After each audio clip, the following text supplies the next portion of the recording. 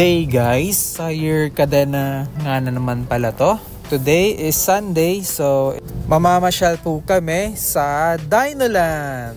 Doon po yan sa SM North EDSA. Kasama din po namin mamaya si Kuya Robert, Ate Florence, ang naming pamangkin na si Margo. Ayun no, excited na naman ng aming baby na si Sage. Pogi daw, pogi. So, papunta na po kami sa SM North EDSA.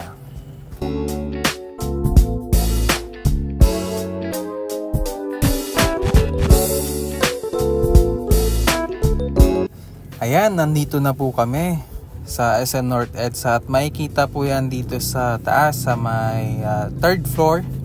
Magkakatabi lang pala sila Kidzuna at Dinoland. Medyo madaming tao ngayon kasi linggo. Syempre, bibili muna kami ng ticket para makapasok sa loob.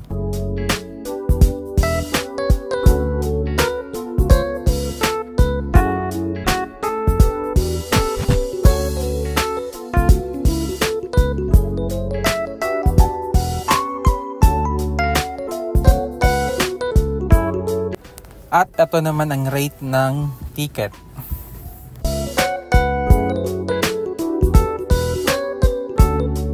Ayan, papasok na po kami sa loob.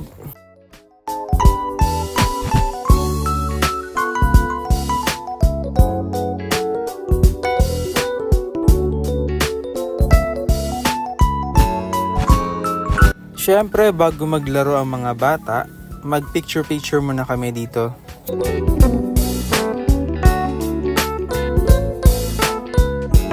Bawal po ang nakasapato sa loob, dapat po may suot na medyas at dito po may locker naman sa bandang entrance. Diyan po ilalagay yung mga gamit at mga sapatos.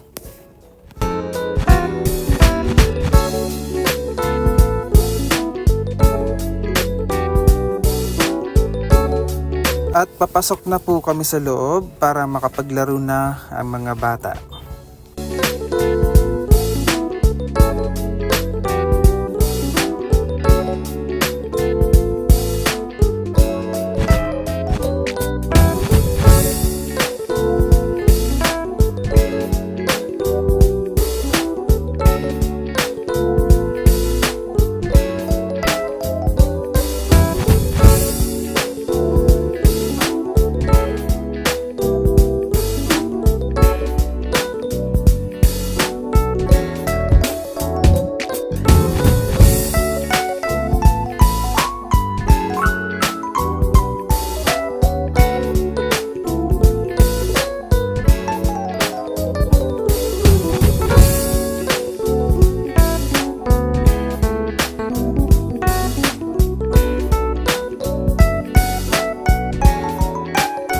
Ayan, gustong gusto to ng baby namin na si Sage na sumakay kay T-Rex.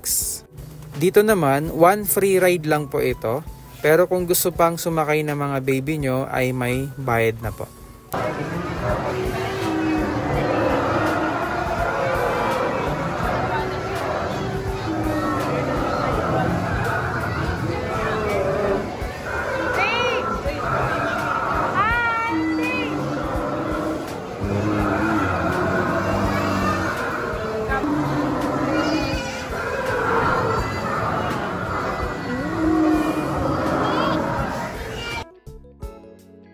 Ayan, dito naman po kami sa Enchanted Forest.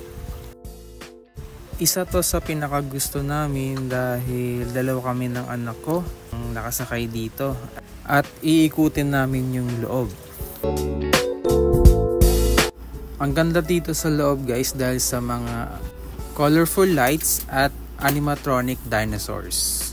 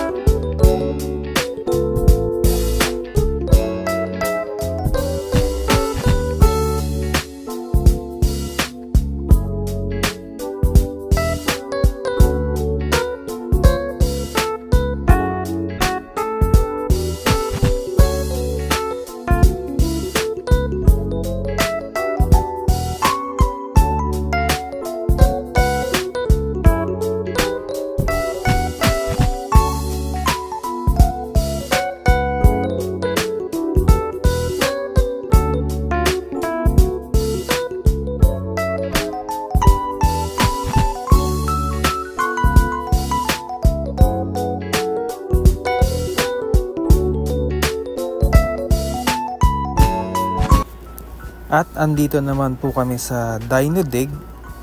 Nagtagal nga po kami dito dahil nag-enjoy ang sage namin. At kung mapapansin nyo, may plastic na nakalagay sa tenga ng mga bata for their safety para hindi pumasok sa loob ng tenga ang mga maliliit na butil.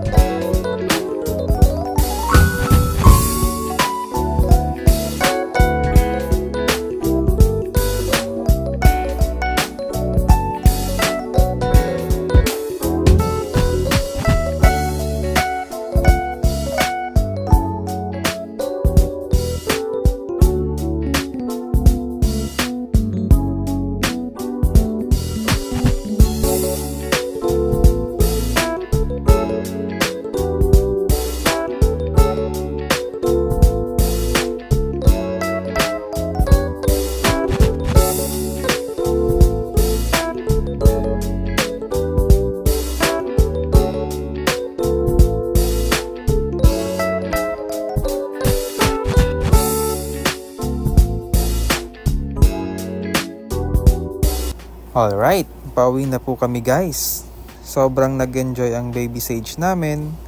Ang nagastos nga lang po namin sa entrance lahat ay 599, 1 kid, 1 adult for 3 hours.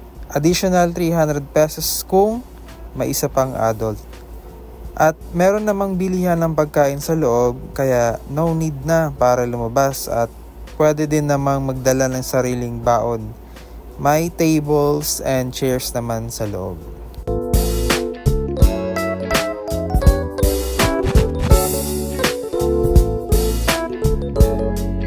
Hanggang dito na lang po. Don't forget to like and subscribe. Bye!